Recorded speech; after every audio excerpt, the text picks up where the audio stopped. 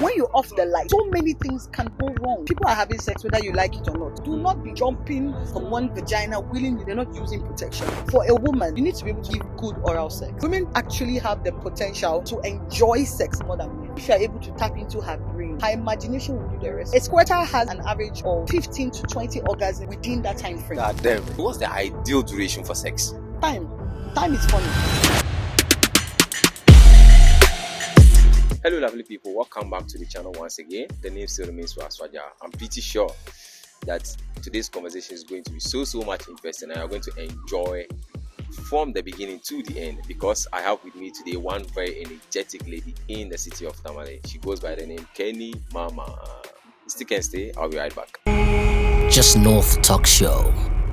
Kenny, what's up? How are you doing? I'm fine. It's been a while that we sat and had a conversation. It's like everybody has been busy, so I get it, but I've been good. I find it difficult in introducing you today. I want you to greet yourself. What exactly do you do? Oh wow, what do I do? Oh wow.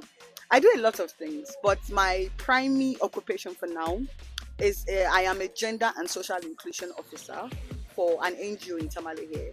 It means that anything that has to do with gender, anything that has to do with social inclusion, I'm usually there. So I'm an advocate for everything. Child rights, student rights, mental health, everything. We're advocates.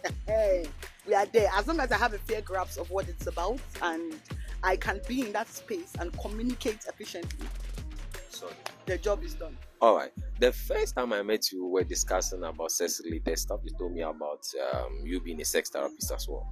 I want us to really delve more into that. How is your day like? A day in the life of a sex therapist in Tamale. How is it like for you? Okay, so usually when I start my day, I let people book me beforehand.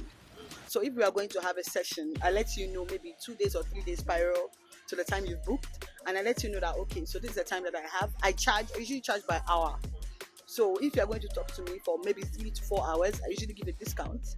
For first timers, people who don't know what I do, I usually give your first session for free, because now I need to understand what your problem is. I need to be able to have just a normal, honest conversation with you so that I can really identify that okay, this is your problem. So usually from the first meeting, I would know if your problem is something I can solve on my own, or I would have to refer you to either a gynecologist or an obstetric or just a general doctor. Because sometimes the problems can be medical, and from medical it turns to emotional, and then you are confused, you don't know what to do.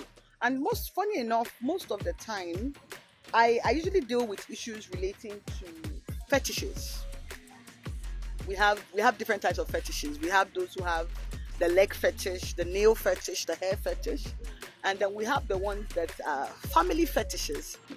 Can you break that down? Yes. So that we can understand. There are some people who just want to have sexual relations with people of the same family, like twins or triplets or quadruplets or sister and brother. You know, some very weird. We have people who just want to have. Yes, they are there. They exist. There are so many. In Tamale here. Oh, well, I'm not supposed to say patient confidentiality, but they are spread across Ghana. Different type of cases. But then there are some of them who really struggle with their sexual fantasies, and they don't understand that it is a sexual fantasy they are feeling. Sometimes it presents itself as something as little as a distraction. You keep thinking about it, you don't know how to handle it, and then before you know it, it overtakes your entire thinking. You're constantly looking for it in everything you are doing, and it upsets the whole balance of your sexual life. So sometimes I usually recommend to them that mostly I treat people who are going through severe masturbation. I help patients who there's this very unique particular case. I honestly cannot pronounce the name. Terrible at it. But it's a condition where a male can have an erection for more than 8 hours. God damn it. Yeah. So I take some of these people through therapy as well. And there are so many unique conditions, excessive blue balls, even for women too. Are you aware that women too can have blue balls? We do. So how severe it is? Oh God, it can be so bad. The private parts can become so swollen that you would have to use ice block, or better yet, send the person to the emergency room because they are in so much pain. It goes for both ways, actually, both males and females. And it's very normal. Yes, actually, it's very normal. Sometimes there are some predisposed medical conditions that can dispose you to this kind of condition. But there are some of them that it's something that happened sometime in your life. It could be a trauma, it could be an accident. For some people, that is just how they are. There's nothing you can do about it. That's how God created them. It's genetic. Yes, it's genetic. So I try to help these people with their different cases and their different scenarios, and just try and let them understand that whatever it is you are feeling. Funny enough, you are not the only one. You are not. Oh, you are definitely not the only one. But there are some 1 in a million cases.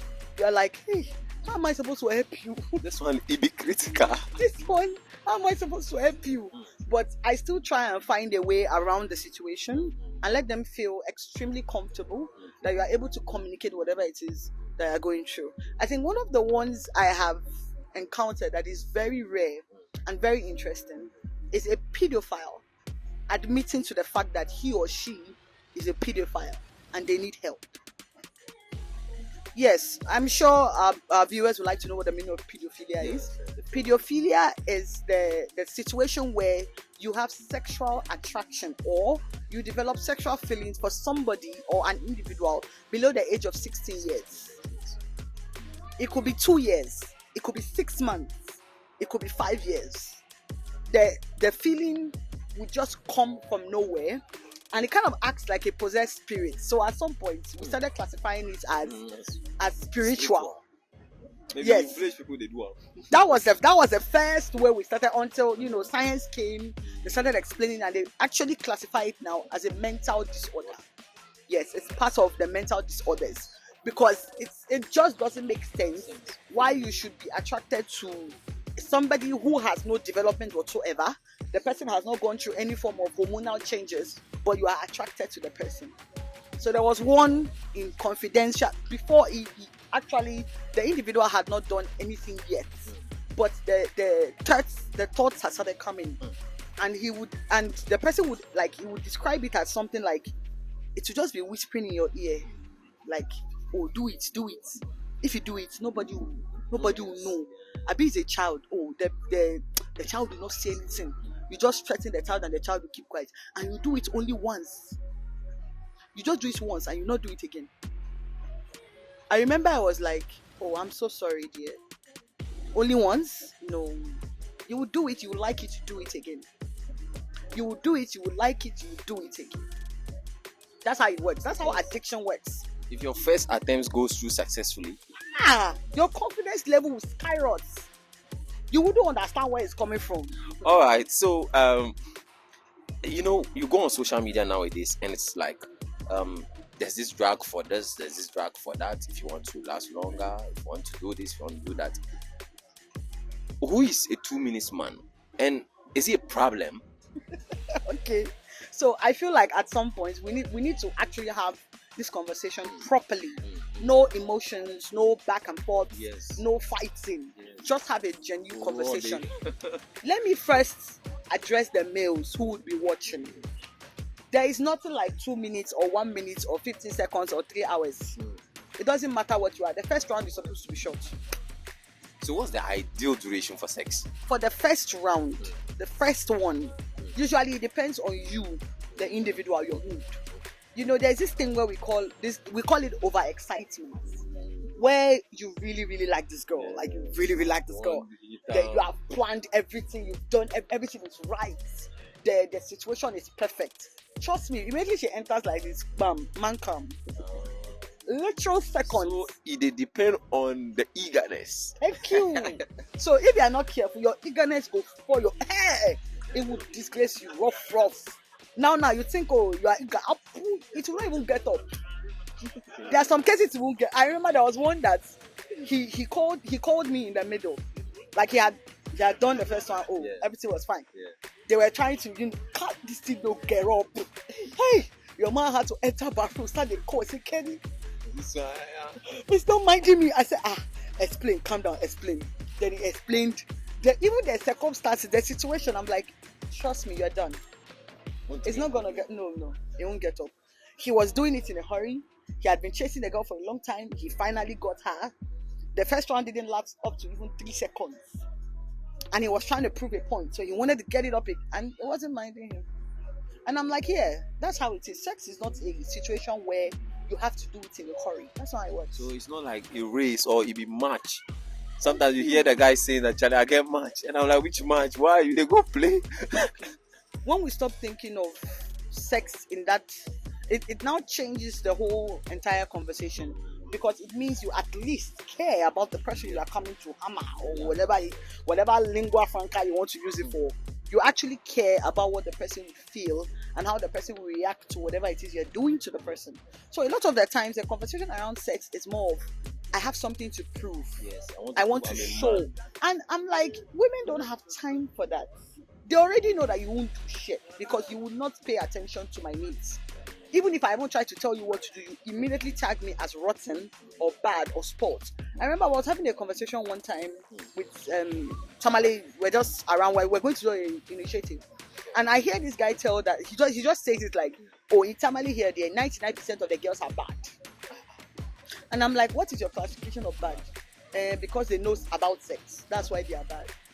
And I'm like, after so many years of finally fighting for liberation and understanding, they finally know. Now you are complaining. After complaining constantly that these girls don't know, they don't know. You know what I'm saying? The brotherhood go vex the guy. I swear. I was like, it's just that the problem, I think the problem is the method of learning. They don't exactly learn from the right source because people like us are very rare.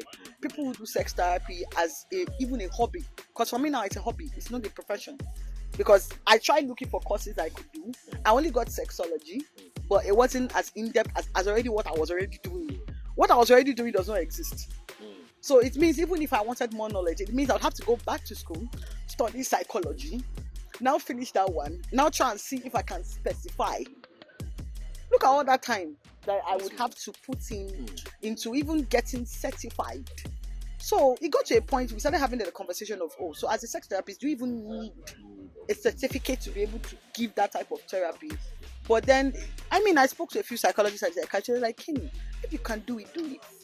If it is over you, you have people like us in the field who can help you support when it comes to resources and speaking, even the space. You want to have your counseling sessions, you bring them there.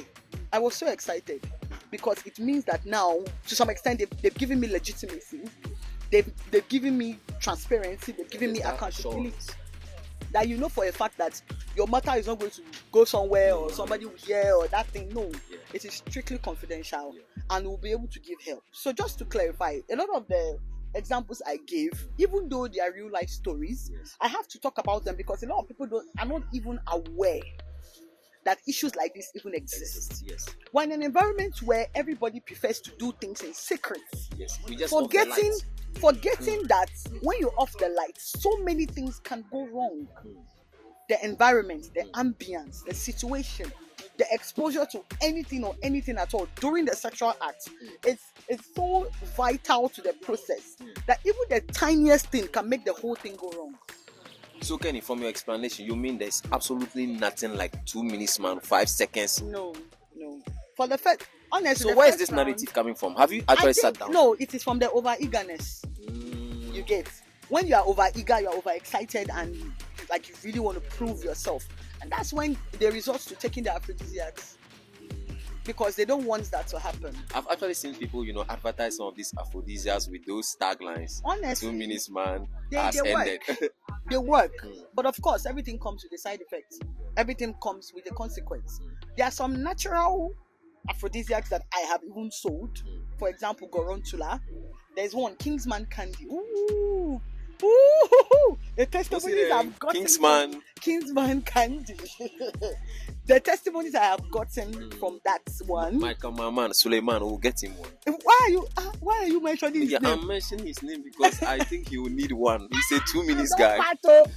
I was not there, Suleiman. 2 minutes guy. Please don't use this one and put me. I did not say anything. But there are some of them that they don't have any bad side effect per se, and you can use it and there'll be no problem.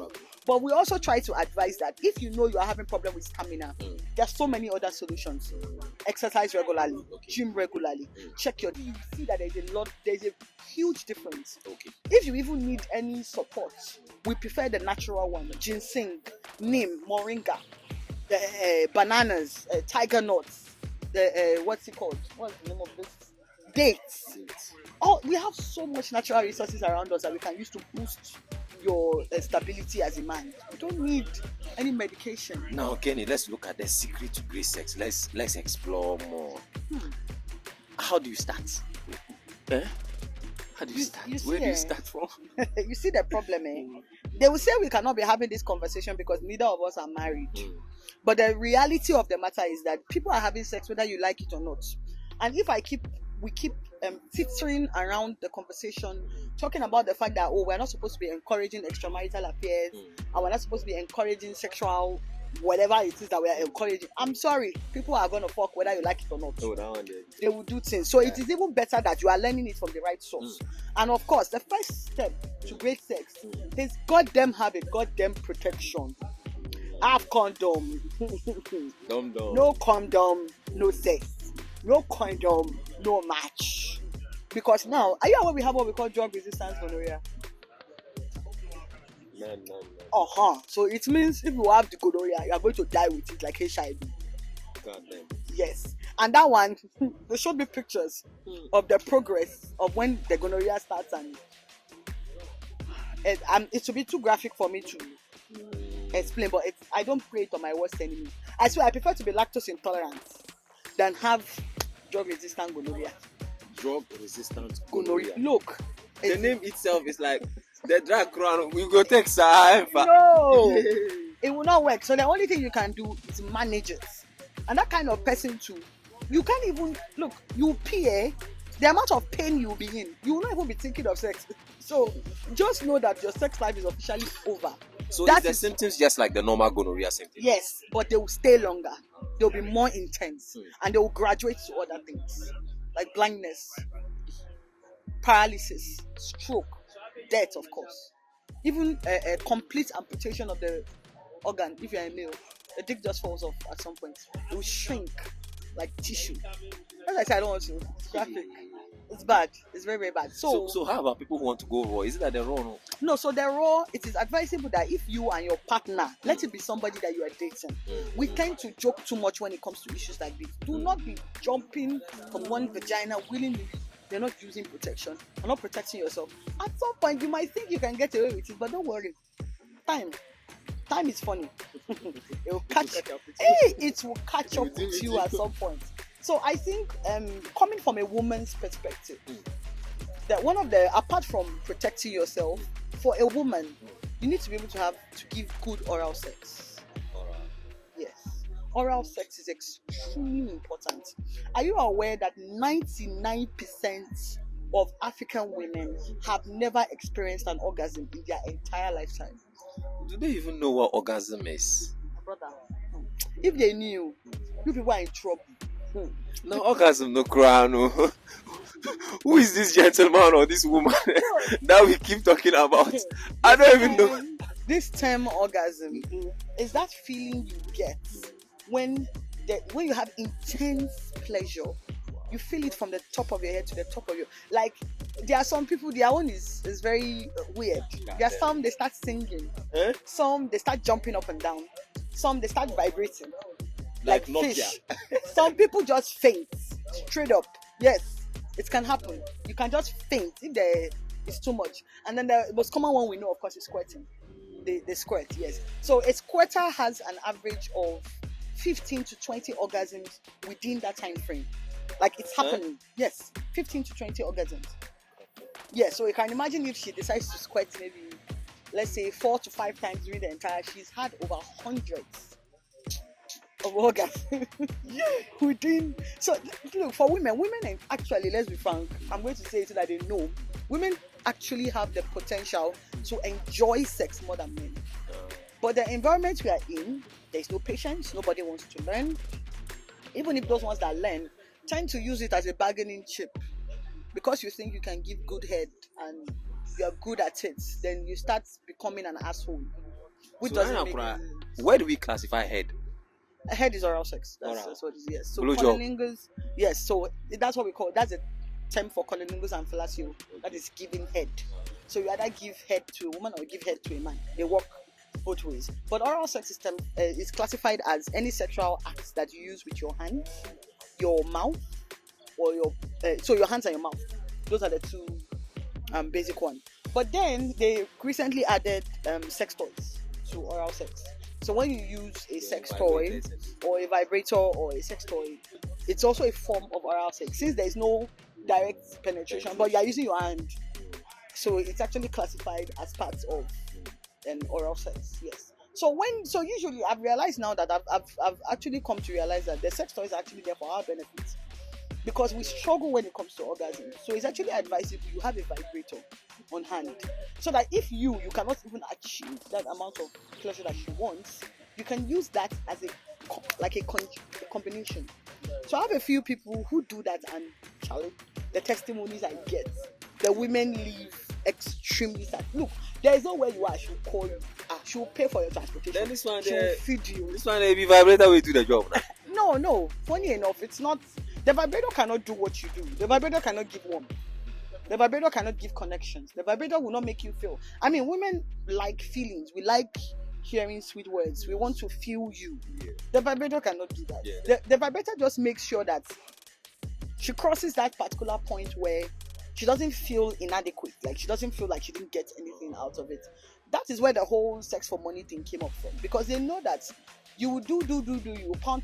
You won't do anything. So give me money. I will go and get my pleasure from material stuff. I'll buy shoes and bags and hair and look nice and feel good. So the funny thing is, a lot of people don't realize that 90% of what women do, we do it to feel good. I look good to feel good. I do my nails to feel good. I make my hair to feel good. So that feeling can be equated to an orgasm. But don't you think that you get to a point where you even want more of the vibrator than what they can do now? No. That is where the addiction phase now sets in. If a person is becoming addicted, we also have therapy for people like that too, because it means that you've been meeting partners who are extremely inadequate, that they are still not concerned about you. They are so concerned about what they want to get out of it. So it gets to a point you become desensitized to the fact that a man too can also offer pleasure, because the vibrator is doing their job. So I don't blame people who cross the line. I don't blame them, because it's not your fault. Everywhere you go, it's one bad experience or the other. Why am I wasting my time looking for a man when the vibrator can do the exact same job? That is the mindset. Because sometimes we get to a certain stage in our life where we are tired of bullshit. I'm tired of the lies, the sneakiness. I just want to have my way. I just want to come. If you want to come to me and share what I say. No, but then for women, it's more than just that. The environment has to be right. The mood has to be right. The vibe needs to make sense. Let's take it from here. Yeah. I don't know whether we should use married couples or maybe people who are dating. Okay. How do you even start? Is there any conversation you can start with your partner to initiate it? Or maybe if you are married couples, there are certain things you do in the morning, because usually in Africa we do at night. So how you go start the day now? Okay, so usually one of the most common ones that we've seen that works, it's words of affirmation. You talk dirty to your partner. So if you can, that's why there's ChatGPT. It is. Like you put them in the mood. For women, arousal starts from the brain. It doesn't matter who she is, whether she's dumb, it starts from the brain. If you're able to tap into. If you're able to tap into her brain, her imagination will do the rest for you. God damn it. That one, you will not stress. She will come and you're like, hey, how is she this wet? Because you've started the game already from her head. For partners, it's small things like we wake up in the morning, you've set my clothes for me, you've done my house chores for me, you've done laundry for me, you bought me a cute package, flowers, something. Just little. For marriage couples, it doesn't really take too much, and then before you know it, they're in the mood. So now the thing we say, these lubricants and all those ones, do you advise? Of course, those things are there for a reason. There are women who have conditions where they can't get wet on their own, so a lubricant is important. Hey, a lot of the products that they put on the market, they are not there for fun. They did to help. People have a lot of hidden conditions that they refuse to talk about them. So some of the small research they're able to do for those outside, they're able to come up with those products. So the lubricants, they came at the right time. Oh, hey, now that everybody is stressed, hormonal changes, even your environment can determine if you get wet or not.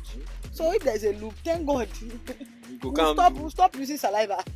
No, but there was a time I heard this news about this blowjob that they give throat cancer, they do what? It be true? No. There's research to back everything that we say. If there's research that shows that giving blowjob with a mouth that is infected with some type of cancer, you will give somebody cancer now.